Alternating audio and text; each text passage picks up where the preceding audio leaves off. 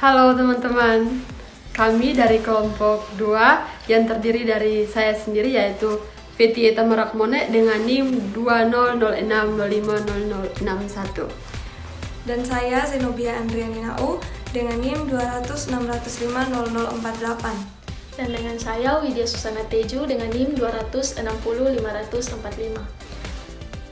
Baik, pada kesempatan kali ini sebagai pemenuhan tugas dari mata kuliah anti korupsi yang diampu oleh Ibu Ike Seta, kami akan mengulas salah satu kasus tindak pidana korupsi yang terjadi di NTT. Salah satu kasus yang kami ambil yaitu kasus kredit macet Bank NTT pada tahun 2020. Sebelumnya, pada kasus tersebut ditetapkan 10 orang tersangka. 2 diantaranya itu ditetapkan menjadi terdakwa, yaitu Yohanes Sulaiman dan Stefanus Sulaiman. Persidangan kasus kredit macet Bank NTT di Pengadilan Tipikor Kupang terus bergulir. Hal ini, jaksa penuntut umum membacakan tuntutan terhadap Yohanes Sulaiman, yaitu salah satu terdakwa.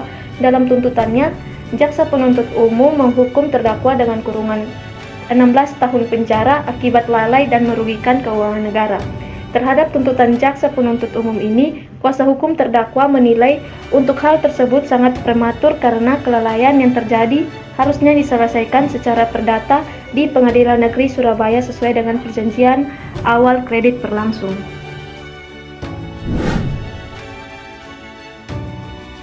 Menurut kuasa hukum terdakwa, jaksa penuntut umum sangat terburu-buru membawa kasus ini ke pengadilan tindak pidana korupsi tanpa melihat isi perjanjian awal kredit.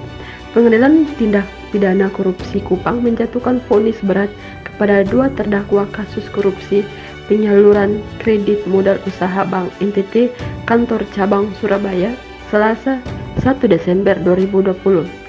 Hakim Ketua Johnson Miramanggi didampingi Hakim Anggota Ari Prabowo dan Ali Mutarum menjatuhkan hukuman 2 terdakwa, masing-masing Stefanus Sulaiman 18 tahun penjara dan Yohanes Sulaiman 12 tahun penjara.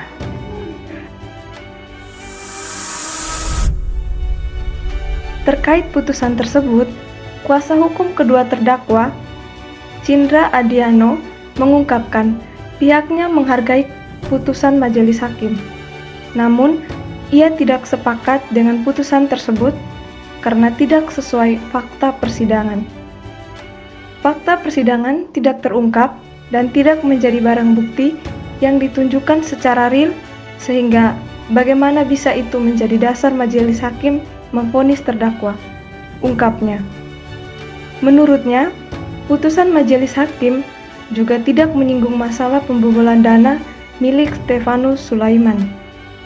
Hal ini sebenarnya harus menjadi pertimbangan dalam putusan, namun dikesampingkan. Padahal, masalah ini menjadi nota pembelaan oleh penasehat hukum terdakwa.